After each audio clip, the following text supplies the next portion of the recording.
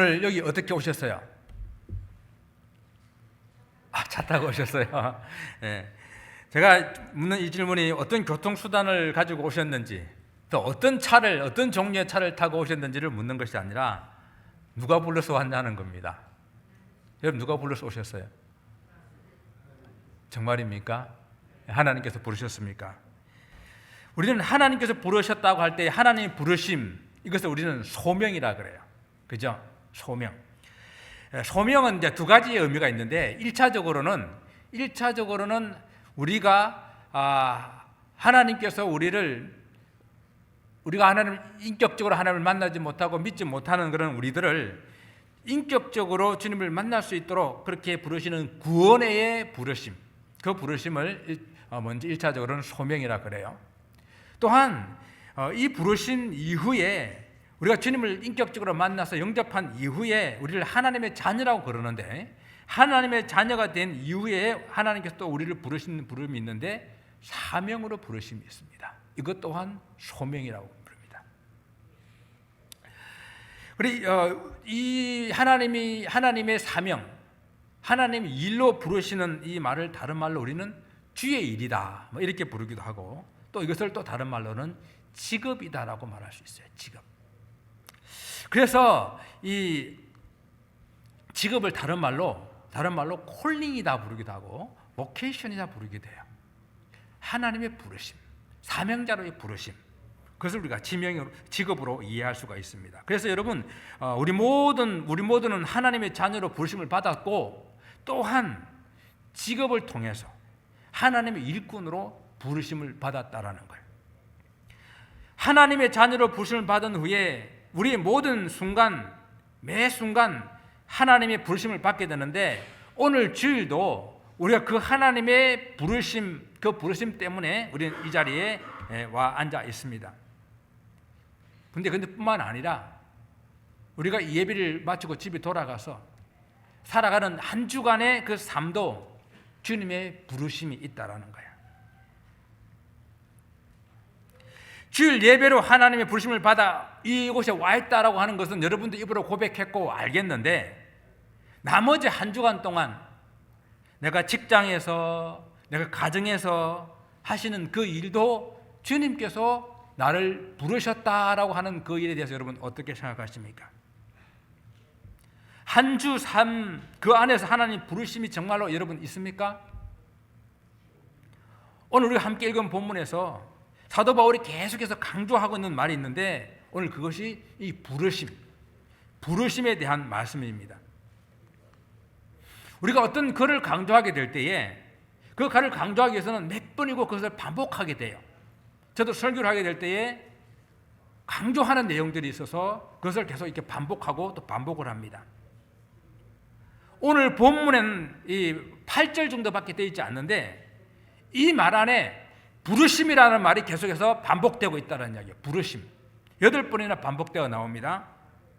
근데 그 부르심이라는 말 안에서도 계속해서 반복되는 문장이 있는데, 그 문장이 뭔가 하면은 17절에서 각 사람을 부르신 그대로 행하라, 또한 20절에서 각 사람은 부르심을 받은 그 부르심대로 그대로 행하라, 또 다시 24절에 가가지고 다시 형제들아 너희는 각각 부르심을 받은 그대로 하나님과 함께 거하라, 이렇게 부르심 그대로 행하라는 말을 계속해서 강조하고 있습니다. 사람들마다 하나님께서 부르실 때에 그 형편과 상황이 있어요. 하나님께서 부르실 때의 형편과 상황이 어떠하든지 그 부르신 그대로 잘 유지해라, 이런 말씀이에요. 오늘 우리가 이 말씀을 성경에서는 두 가지의 어떤 그런 예로 설명을 하고 있는데, 첫째가 내가 하나님께 부르심을 받을 때에 할례를 받았느냐 혹은 할례를 받지 않았느냐 하는 그런 상황이에요. 자, 18절 말씀을 보게 되니까 할례자로 부르심을 받은 자가 있느냐, 무할례자가 되지 말고 무할례자로 부르심을 받은 자가 있느냐, 할례를 받지 말라 그랬어요. 자, 여러분, 이 말을 좀 쉽게 이제 풀어보게 되게 되면은, 할례를 받은 유대인 중에서 하나님 부르심으로 예수님을 믿었다고 한다면은, 이게 유대인 중에서 예수님을 믿게 됐다고 한다면은 구태여 다시 무할례자가 되지 말라는 이야기입니다. 자, 사도 바울은 누누이 강조하거든요. 예수 그리스도 안에서 할례가 필요가 없다. 더 이상 할례를 받을 필요가 없다라고 말을 했습니다. 그런데 유대인들은 태어난 지 8일 되게 되면 할례를 행하거든요. 이 유대인이라는 표식으로 할례를 행하게 되는데, 이것이 유대 사회에서는 아주 귀중한 그런 표시요, 또 할례 유대인들의 정체성이 되지만은 헬라 사회에서는 이것이 아주 야만스럽고 무식한 표시가 됐었어요. 그래서 사도 바울의 말도 따라 예수님 믿고 난 다음에는 이 할례가 필요 없다 그러니까 어떤 유대인들은 다시 외과적인 수술을 통해 가지고 그 할례의 표시를 없애려고 그랬어요. 그러니까 사도 바울이 그럴 필요가 없다라는 이야기입니다. 또 다른 반대의 경우는 뭔가 하면은 이방인 중에서 하나님의 부르심을 받아가지고 예수를 믿고 구원을 받은 사람들이에요. 이방인이니까 할례를 받지 않은 무할례자들이잖아요. 그런데 교회 안에 아주 정통 그런 유대인들 중에서 예수님을 믿고 아주 유대 율법주의자들이 있었었는데, 그 사람들은 뭐라고 주장했냐면은 이방인들도 예수를 믿지만은 할례를 받아야, 율법을 행해야 구원을 얻는다라고 계속 주장을 하는 거예요. 그러니까 그 말 때문에 이방인들도 다시 할례를 받는 그런 일들이 생겼습니다. 사도 바울이 뭐라 그럽니까? 그런 이방인들, 무할례자들은 할례를 받을 필요가 없다라고 하는 거예요. 내가 예수를 믿게 될 그 순간에 어떤 상황이었느냐, 할례자였느냐, 무할례자로 돌아갈 필요가 없고, 무할례자였느냐, 할례를 받을 필요가 없다라는 이야기입니다. 왜요? 그리스도 안에서 할례를 받는 것도 아무것도 아니고, 또한 그리스도 안에서 할례를 받지 않는 것도 아무것도 아니기 때문이다라는 것입니다. 할례를 받았느냐, 할례를 받지 않았느냐, 그것이 중요한 것이 아니라 하나님의 자녀가 되었다고 한다면은 하나님의 말씀, 하나님의 계명, 그것을 잘 지키며 살고 있느냐, 그것이 중요하다는 이야기예요. 우리가 예수 그리스도를 믿고 구원을 받았다고 한다면은 예수 그리스도의 이 복음에 따라서 정말 복음 따라 살고 있느냐 하는 그것이 중요하다는 이야기입니다. 할례를 비롯한 구약의 모든 율법은 예수 그리스도의 십자가의 보혈로 다 완성됐기 때문에 전혀 중요하지 않다라는 이야기입니다. 두 번째 문제는 뭔가 하면은 종과 자유자의 문제였습니다.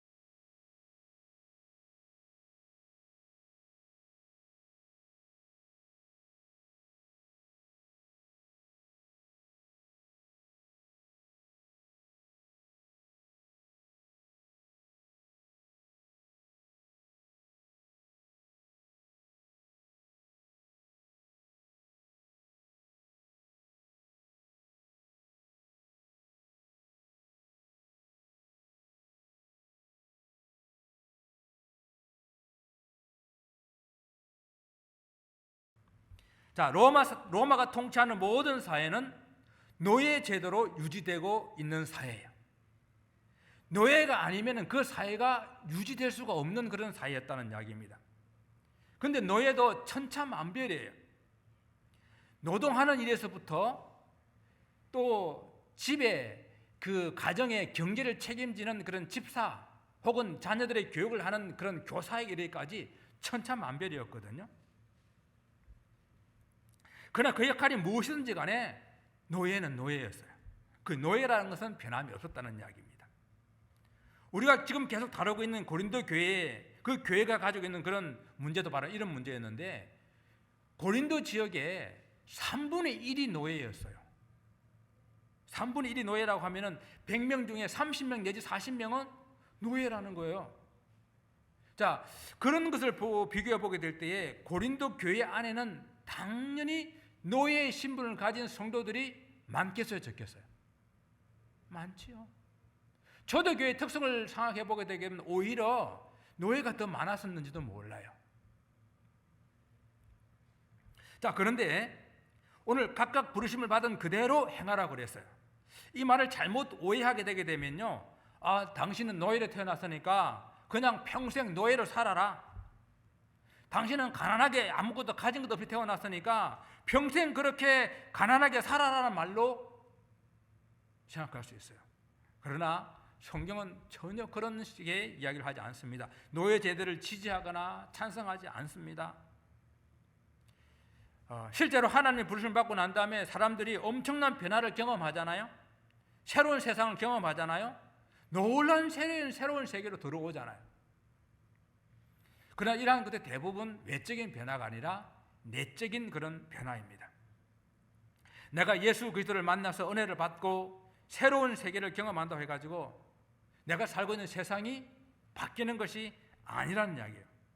만약 그리스도의 복음이 사람들의 그런 신분 제도나 그런 신분 제도의 개혁이나 어떤 사회적인 그런 혁명적인 변화를 추구하는 그런 복음이었다고 한다면은 당시 모든 초대 교육했던 그런 곳에 사회가 대혼란이 일어났을 것입니다. 그러나 역사의 기록에 이야기 되면요, 기독교 역사 어느 곳에서도 복음이 들어간 곳에 이런 폭동적이나 대혼란이 일어났다는 기록이 없어요. 그 말은 무슨 말씀입니까? 그런 내적인 변화를 성경은 추구를 하고 있다는 이야기죠. 그래서 초대교회 성도들이 혼란스러운 거예요. 평생 노예를 살다가 복음을 듣고 예수 그리스도를 영접하고 새로운 인생길이 열렸습니다. 그래서 교회라는 공동체에 들어왔어요. 교회라고 들어오게 되니까 주인도 종도 없는 새로운 관계가 형성이 돼가지고 다 형제, 자매라고 부르는 거예요. 또 그리스도 안에서 부자나 가난한 자나 권력 있는 사람이나 권력 없는 사람이나 다 예수 그리스도 안에서 평등한 하나님의 자녀라는 신분의 이름을 가지게 되는 거예요. 놀라운 변화입니다. 그런데 현실은 어떤가? 교회 생활 좀 오래 하다 보게 되니까 여전히 종은 종이고 가난한 사람은 여전히 가난하고 여전히 신분이나 상황의 변화가 없다라는 이야기예요. 그리고 특히 다시 그들이 사회로 돌아가게 되니까 사회 내에서 여전히 그들은 노예로 살아가고 있다라는 거예요. 어떤 경우에는 예수 믿는다는 그 이유로 예수 믿고 난 다음에 더 많은 박해와 핍박을 받아서 더 어려운 상황에 놓이게 된 사람들도 있었다라는 것입니다. 그러면서 가지는 혼란과 갈등이 있는 거예요. 뭔가 이거는 예수를 믿었는데 이게 뭔가? 그냥 예수 믿고 나면 바로 그냥 천국으로 뿅 가면 좋지 않겠어요? 아니면 예수 믿고 나면 바로 그냥 어떤 다른 세상이 확 열리고 다른 어떤 놀라운 신분의 변화가 일어나고 그러면 좋겠는데 변화가 없다는 이야기예요.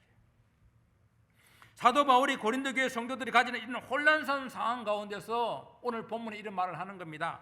각각 하나님의 부르심을 받은 그대로 행하라. 오늘 이 말씀을 우리는 우리의 상황 속에서 어떻게 적용을 하면 좋겠습니까? 저는 이렇게 적용을 하기를 원합니다. 삶의 자리에서 하나님의 부르심을 깊이 생각해 보자. 바울이 예수를 믿고 난 다음에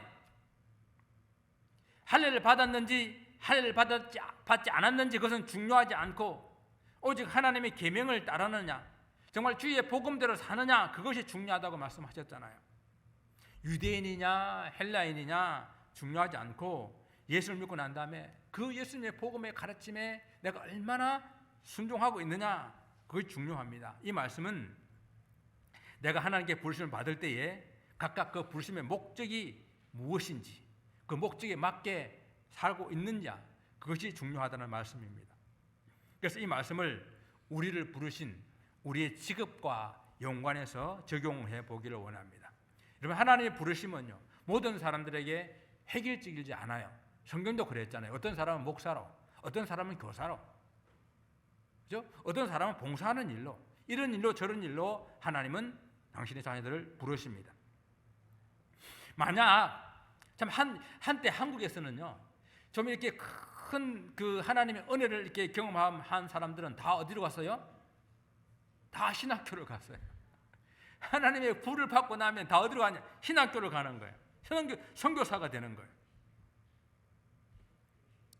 그러면 하나님의 부르심을 받고 다 이렇게 선교사가 되고 신학교를 가게 되면 이 세상은 누가 전도합니까? 이 세상은 누가 바르게 만듭니까? 뭐 어떤 개그 코미디인입니까? 나와가지고 그러더라고요. 소는 누가 먹이냐고. 그거 들어보셨어요? 소는 누가 먹이냐고. 다 도시로 가버리면은 내 집에 소는 누가 먹이냐고 그러는데, 아니 다 신학교 가버리면은 이 사회는 누가 지키고, 다 신학교 가보고 다 기도원 가버리고 다 수녀 돼버리고 다 신부님 돼버리면은 이 세상은 누가 전도합니까? 하나님께서는 하나님의 자녀가 되는 것과 함께 각자 자기의 탤런트에 맞는 직업의 소명자로 우리를 부르셨다라는 것입니다. 하나님의 종으로 부르심은 아주 특별하고 소수적이고 그렇습니다. 그래, 일반적인 하나님 부르심은요, 지금 내가 부르심을 받았던 그 삶의 자리에서 하나님의 자녀로서 참된 크리스찬으로서 살아가야 하는 그 부르심이라는 이야기예요. 왜 교회에서 신앙생활 잘하고 믿음 좋으면 다 목사가 되라고 권면하는지 모르겠어요. 믿음 좋은 그런 정치인, 믿음 좋은 사업가, 믿음 좋은 그런 과학자, 정말 믿음으로 살아가는 그런 의사, 변호사, 믿음 좋은 그런 엔지니어가 되라고 권면하지 않냐는 이야기예요. 교회가 부흥하면서 이 세상 속에서 자기 직업을 가지고 신실하게 자기 역할을 하는 그런 성도들을 다 잃어버리게 되었어요. 하나님 부르시면은요, 지금 여러분이 가지고 있는 그 직업 안에서 나의 가치관이 변하고 나의 인생 목표가 변하고 이제는 내가 그 일을 진행하는 나의 삶의 방법이 변화가 있는 그곳에 진짜 하나님의 관심이 있다는 이야기예요. 그것을 통해 가지고 내가 살아가는 이 사회를 변화시키는 이 변화가 로마를 변화시켰고 세계를 변화시킨 것이지 혁명과 폭력이 아니었다는 이야기입니다. 지금 직장이나 사업 속에서 하나님의 부르심을 우리는 보기를 원합니다. 나의 직장으로, 나의 이 사업토로, 나의 가정으로 부르신 하나님의 부르심, 하나님의 뜻을 깊이 생각을 해야 한다는 이야기입니다. 여러분, 아직 직장을 가지지 않는 그런 자녀들이 있다고 한다면은 그저 세상적으로 인기 있고 돈 많이 버는 그런 직업만 권하지 말고 정말 그 직업을 통해서 어떻게 하나님의 일꾼이 될 수 있을지, 어떻게 하나님의 영광을 드러내는 그런 삶을 살 수 있을지 그런 직업을 가지도록 권면을 해야 합니다. 또 지금 직장이나 사업을 하고 있는 성도들이 있다고 한다면은 나의 삶의 그런 현장에서 매일매일 나를 부르시는 하나님의 그 음성을 들을 수 있기를 바랍니다. 나와 함께하는 그런 사람들 가운데에 내가 어떻게 하나님의 영광을 드러낼 수 있을까? 그리스도의 복음을 나타낼 수 있을까? 그런 고민과 함께 나의 직장으로 부르심을 받기를 원해요.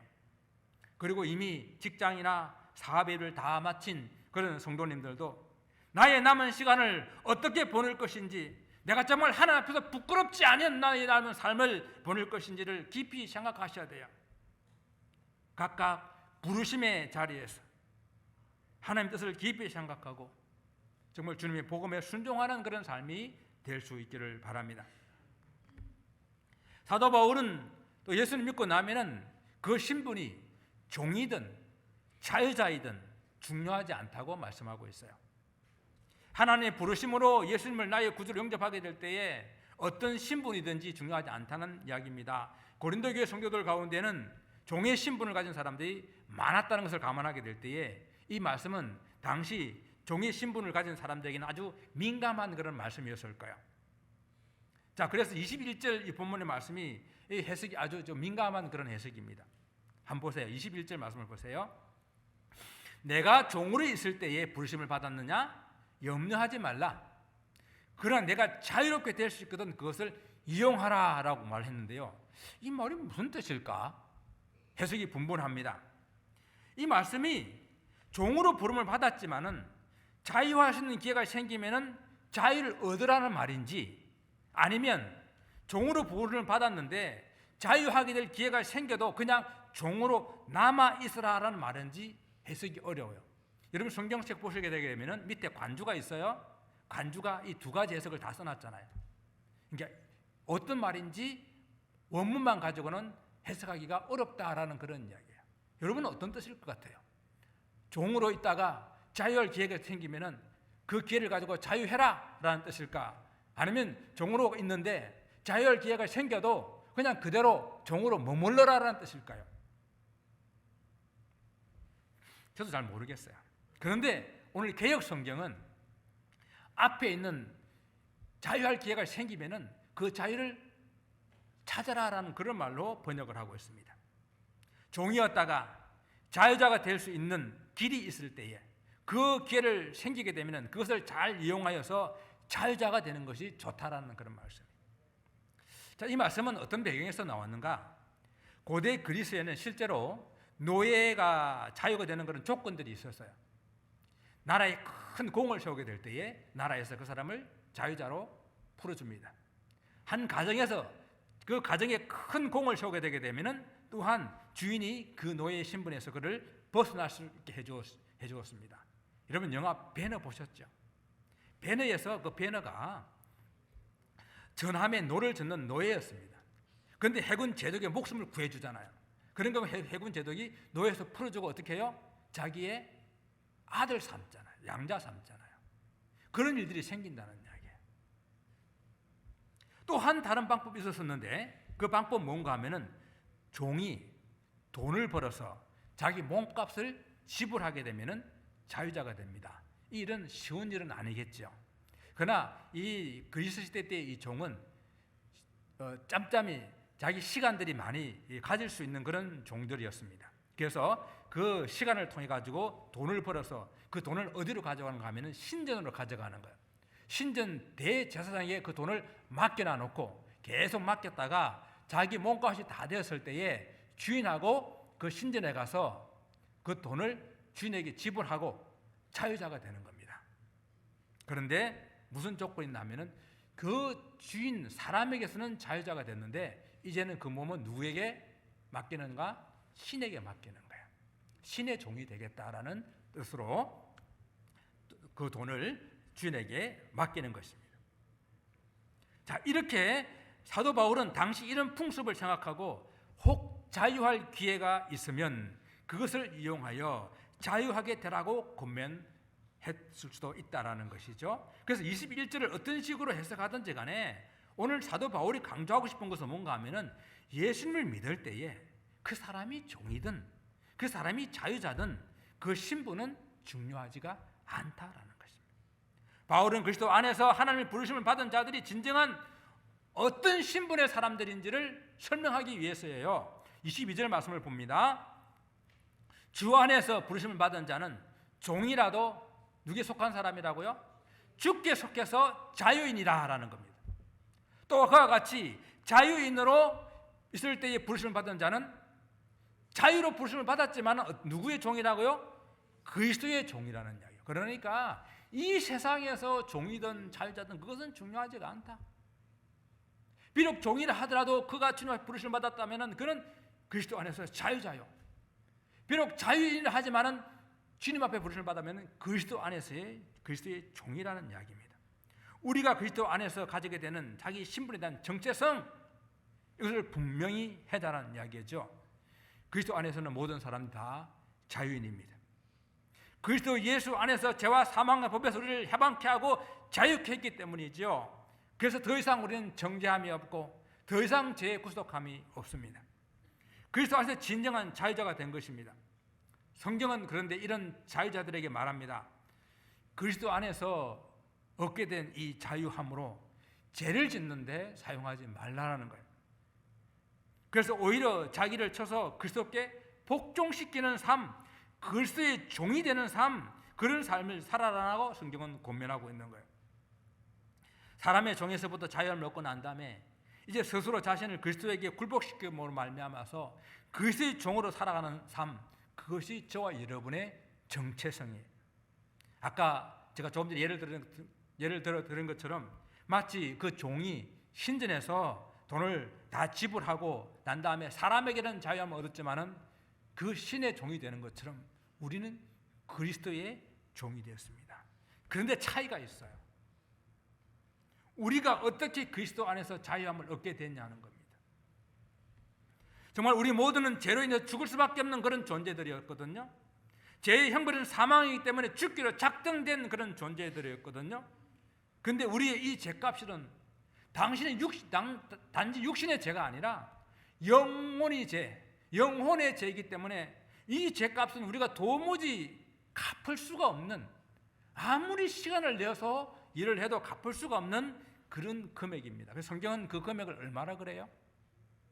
1만 달란트. 1만 달란트라고 하는 것은 그 액수에 있어서 사람이 도저히 갚을 수 없는 돈, 그것의 상징이 1만 달란트예요. 그러니까 우리의 죄값은 우리가 어떤 수고도, 어떤 노력도, 어떤 값으로도 우리가 갚을 수 없는 그런 돈이라는 그런 뜻입니다. 그렇기 때문에 누가요? 우리 죄값을 하나님의 아들이신 예수 그리스도께서 당신의 몸으로, 당신의 보혈로 그 죄값을 다 지불하셨다는 이야기예요. 그래서 우리는 예수 그리스도를 우리의 구주로 믿고 예수님께서 내 대신 그 죄값을 다 지불하심을 믿고 받아들이기만 하면은 우리는 그리스도 안에서 이 자유함을, 이 구속함을 얻게 된다는 이야기입니다. 그래서 내가 내 죄값을 지불하기 위해서 내가 한 일, 내가 할 수 있는 일이 하나도 없기 때문에 우리는 그것을 은혜라고 부르는 거예요. 은혜. 우리의 구원은, 저와 여러분의 구원은 전적으로 하나님의 은혜입니다. 그 하나님의 은혜로 부르심을 받은 저와 여러분이 지금 이 자리에 나와서 하나님께 예배드리고 있는 거예요. 그러니까 여러분이 처음에 대답하는 그 대답이 맞아요. 누가 불러서 왔느냐? 하나님의 부르심 때문에 이 자리에 와 있다라는 이야기예요. 우리 신분이 어떠하든, 우리가 가진 것이 얼마나 많든 적든, 우리가 배운 것이 얼마나 많든 적든 그건 아무런 상관이 없이 우리는 다 예수 그리스도 안에서 자유인입니다. 그런데 우리는 이 자유를 그리스도의 보혈로 우리가 우리 힘으로 산 것이 아니라 예수 그리스도의 보혈로 산 것인데, 우리가 이 자유를 가지고 세상의 종이 되어서는 안 된다라고 하는 것이 오늘 성경의 가르침이에요. 갈라디아서 5장 13절의 말씀에서 형제들아 너희가 자유를 위하여 부르심을 입었으나 그러나 그 자유로 육체의 계를 삼지 말고 오직 사랑으로 서로 종노릇하라. 다시 종이라고 부르고 있잖아요. 그리스도 안에서 사랑으로 종노릇하는 그런 삶이 우리의 삶입니다. 바울은 다시 에베소서에서도 무엇을 하든지 그리스도의 종들처럼 마음으로 하나님의 뜻을 행하여 마음으로 숨기를 죽게 하듯 하라고 이렇게 에베소 6장 7절에 권면하고 있어요. 근데 우리를 한번 돌아보십시다. 근데 우리는 얼마나 주님께서 우리에게 주신 이 자유를 가지고 세상의 많은 것들의 종이 되어 살아가고 있는지요. 우리에게 직업과 일을 하나님께서는 소명으로 하나님의 그 귀한 사명으로 주셨는데 일의 노예가 돼서 살고 있지는 않습니까? 물질을 유익하게 사용하라고 주셨는데 그 물질의 종이 되어 있지는 않습니까? 세상에 선한 영향력을 끼치며 선한 문화를 가지고 이 세상을 정복해 나가라고 말씀하셨는데 오히려 우리는 이 세상 문화에 잠식되어 버리고 세상의 쾌락의 노예로 살아가고 있지는 않습니까? 성경은요, 사람이 누구에게 순종하든지 그 순종을 받은 사람의 자의 종이 된다고 말씀하였거든요. 여러분은 무엇에 순종하고 있습니까? 그리스도 안에서 하나님께 순종하면 하나님의 종이 됩니다. 주님께서 우리를 그 핏값으로 우리를 사셨기 때문에 우리는 이제 우리 것이 아니라 정말 주님의 것이라는 것을 여러분 믿고 있다고 한다면, 주님께서 우리를 자유케 해주셨다고 믿고 있다고 한다면 이 자유함으로 무엇을 하면서 살아야 하겠냐는 그 말씀을 다시 한번 깊이 마음에 새겨보시기 바랍니다. 이것이 하나님께서 우리를 부르신 그 부르심 그대로 행할 수 있는 바로 그 길입니다. 오늘 본문 24절 말씀을 함께 읽어봅니다. 우리 같이 한번 보겠습니다. 형제들아, 너희는 각각 부르심을 받은 그대로 하나님과 함께 거하라. 우리를 부르신 그대로 행하기를 위해서는 뭐가 절대적으로 필요한가? 하나님과 함께, 하나님과 동행하는 삶, 어디를 가든지 하나님 앞에서의 삶, 아무도 없는 그곳에서도 하나님은 나와 함께 계신다는 분명한 하나님의 존재의식을 가지고 살아가는 그 삶, 그 삶을 말하는 거예요. 우리를 부르신 그대로 행하기 위해서는 절대적으로 필요한 것이 내가 하나님 앞에서의 행하는 것입니다. 우리가 드리는 이 예배뿐만 아니라 우리 일상의 삶 가운데에 하나님께서 함께 하셔야 됩니다. 그러나 염려하지 마십시오. 오늘 하나님께서 또 그리스도께서 보내신 보혜사 성령께서 우리 함께 하심으로 우리가 어디에 있든지 무엇을 하든지 다 우리는 하나님과 함께 거할 수가 있습니다. 임마누엘 하시는 하나님, 그 하나님 여러분과 함께 동행하신다는 이야기입니다. 사랑하는 성도 여러분, 이 예배당에 오시기 전에 기도하시고 오셨나요? 하나님, 오늘 예배 가운데에 하나님 은혜가 충만하고 하나님 임재를 경험하는 그런 예배 되게 하소서라고 기도하셨나요? 참 잘하셨습니다. 또 교회 오셔서 그렇게 기도하셨습니까? 잘하신 것입니다. 뿐만 아니라 매일매일 하루 아침을 시작하게 될 때에, 여러분 직장을 나가게 될 때에, 여러분 직장에서 일을 하기 시작하기 전에 하나님 오늘 저와 함께 해주시고 내가 주신 이 일 가운데에 하나님 뜻을 나타낼 수 있도록 도와주시고 내가 하는 모든 생각들, 내가 하는 모든 일들 하나님의 방법으로 하게 하옵소서 기도하고 시작하셔야 된다는 이야기입니다. 왜? 그 일도 하나님께서 부르신 소명이기 때문에. 그래서 칼빈은 직업 소명관이라고 그랬어요. 하나님께서 우리를 부르신 직업이라고 그랬습니다. 사랑하는 성도 여러분, 한 주간 성도님의 모든 삶 가운데에 우리 하나님께 동행하시고 그 하나님 뜻을 나타내시고 그로 인해서 하나님만 존귀 영광 받는 복된 한 주간이 되시기를 주님 이름으로 축원을 드립니다. 기도하겠습니다. 아버지 하나님, 우리를 부르셔서 하나님 자녀 삼으셔서 이 자리에 있게 하신 하나님 감사와 찬송과 영광을 올려드립니다. 그런데 우리의 가정과 우리 직장과 우리의 사업, 우리 일터 가운데 우리를 부르시는 하나님, 그 하나님을 혹 잊고 살지는 않았습니까? 그 하나님 부르심을 기억할 수 있게 하옵소서. 그 일 가운데 역사하시는 하나님, 일 가운데서 주님 하나님과 동행하시고 하나님을 나타내기를 원하시는 그 하나님의 소명에 응답하는 삶 살아갈 수 있도록 도와주옵소서. 성령께서 함께 하신다고 약속하셨사오니 이 한 주간 성령님과 동행하며 승리하며 살다 돌아올 수 있는 모든 성도들이 되기를 간절히 원하며 예수님의 이름으로 기도드리옵나이다. 아멘. 우리 다 같이 일어나셔서 마지막 찬송 하나님 뒤에 올려드리겠습니다. 하나님, 나를 지으신 이가 하나님, 나를 부르신 이도 하나님이시다.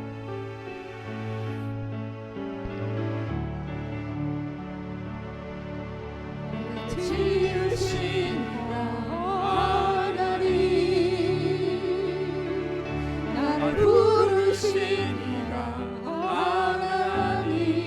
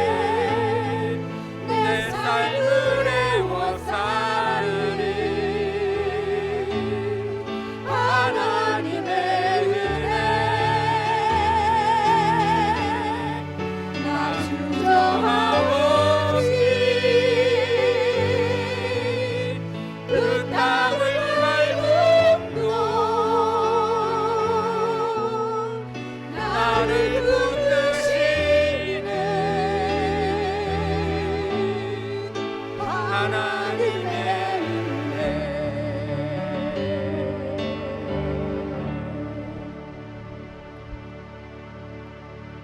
지금은 우리 주 예수 그리스도의 은혜와 하나님 아버지의 그 크신 사랑하심과 우리와 함께 하심나 약속하시며 우리의 일거수 일투족을 지키며 보호하시고 인도하시는 성령님의 그 은혜하심이 우리를 부르신 그 은혜에 감사하여서 우리를 구원해 주신 것도 감사하지만 우리 직장과 사업과 그 삶 가운데 부르신 그 은혜를 기억하며 그 부르심을 기억하며 하나님 뜻을, 하나님 영광을 드러내기를 작정하며 결단하는 심령들 머리 위에,